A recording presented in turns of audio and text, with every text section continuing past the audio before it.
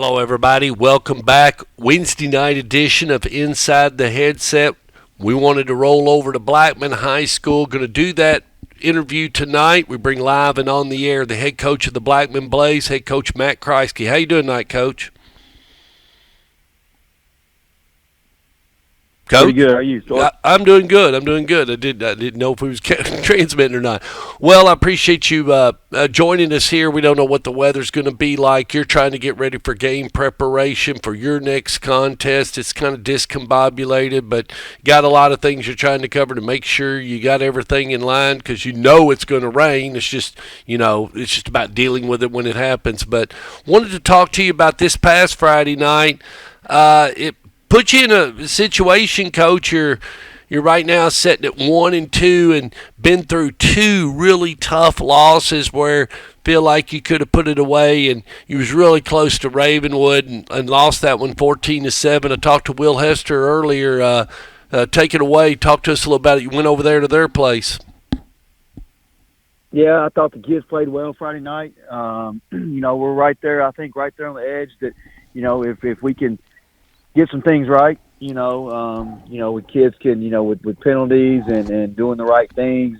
At all times, I think they were right there on the edge of making a breakaway of having a really good year. But we've got to decide if that's what we really want to do, what kind of team we want to be. And so, we've been working this week to correct those little mistakes. We talk all the time about the little things. It takes the little things to win games like that against the Ravenwood squad. I thought the defense played well for the majority of the game. I thought the offense, first half, I thought the offense played really well. We were able to move the ball, slow the game down, control the clock. And then we got to finish and take care of the little things in the second half and play a full four-quarter game.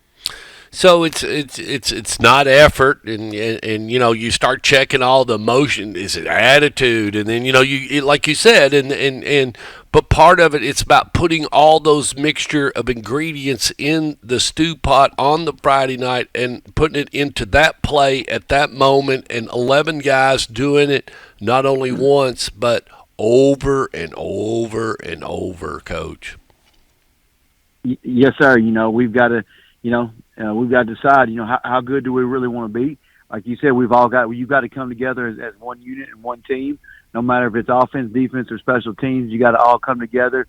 No matter what the play's called, no matter what's going on, you've got to do your job and do your responsibility each play. Well, and Coach Hester said, there was a lot of opportunities left on the field where his team made mistakes, and you had that opportunity. Like you said, maybe you're just not capitalizing on it, but it could be experience on Friday nights. And and we keep, coaches say it all the time: the game time experience, the 48 minutes and the reps. I mean, if you get the ball, so they kick off to you. Let's say you lose the coin toss, they kick off to you. You go 3 down and out. Well, if the ball's not running to your side of the field and you're not, it's hard to get in a rhythm because really you may theoretically only be involved unless you're a lineman in so many plays per snap if you're a wide receiver or somebody like that and the ball's run to the other side of the field. Yes, and like you said, when your number's called, you got to be ready. No matter what it is, I think we've had a couple times where we feel like if we were a block here or there, if it's from a receiver, if it's from our H-back or whoever it is, if we get the block here or there, that it could have been the play could have been a lot bigger than what it was. And like you said, we had an opportunity. Defense holds Ravenwood on the 4th down. Pretty much inside the 5. Then we block a field goal. Block a field goal, get the ball almost in midfield. We've got to capitalize on that and get some points out of that after a big play and big effort. You stop a team like Ravenwood inside the 5. That's huge. And then block a field goal. We've got to get some momentum. And get some first downs. Even if we get 3 points out of that, it could have been a totally different ball game. Well, and it leads to my next deal. You catch Summit at home Friday night, even though it's going to be pouring the rain, and you're going to probably have to be one dimensional because the wind and whatnot. And of course, everybody's watching the weather and trying to figure out what to do and how to plan and so on and so forth. But they've been to the state championship, so they're not going to be a pushover. They're going to come over from Blackman, and a good ball club. It's a good trip if you have to go over there.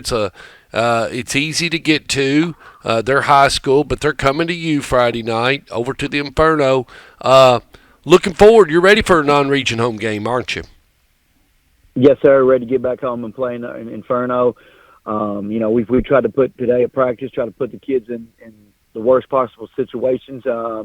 Maybe a sudden change where defense had to come out there. Things like that. Had the offense playing with the wet ball the entire time. We as coaches, try to think of, every scenario that possibly may happen on Friday night. So we try to do that today in practice to simulate and give the best look possible. But as it's not going to be the Friday night that they're going to see. But we as try to prepare these young men, and so they're ready and they're not shocked when something bad happens or something happens with the weather on Friday. What's you just really want to stay healthy, you want to get away with a win and just play sound ball. But how do you feel about where you are, Coach? I mean, in talking to some other coaches, you're very young, but a lot of people in the region think you've got a chance. Like you said, if you gather some momentum, you can make a lot of noise here come late October, 1st of November. Yep. Playing a tough schedule like we've had the first 3 games, I hope it prepares us for the next 7. Because you said Summit's going to be real tough for us on Friday night. Then we the following week we open up with region play. So every week's tough for us. It is what it is. We're not going to complain. We're going to, these losses have the things they taught us, what we need to correct and what we need to get better at. Like we said earlier a couple of weeks ago, instead of playing someone that we know that we're going to win by a big margin, that's not getting us better. That's not preparing us for the playoffs. That's our ultimate goal is to get that 11th game.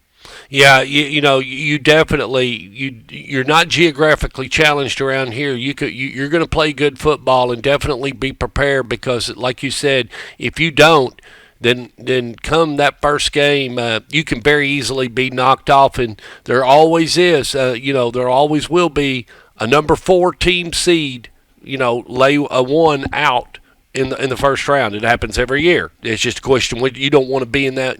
If you are 4, you definitely want to be the one aiming toward that 1, whichever the case may be. But Coach, have a great time and try to stay dry Friday night. We wish you the best of luck against Summit, and I thank you for being on Inside the Headset. Thank you, Stuart. Appreciate you having me on. All right, see you. Bye.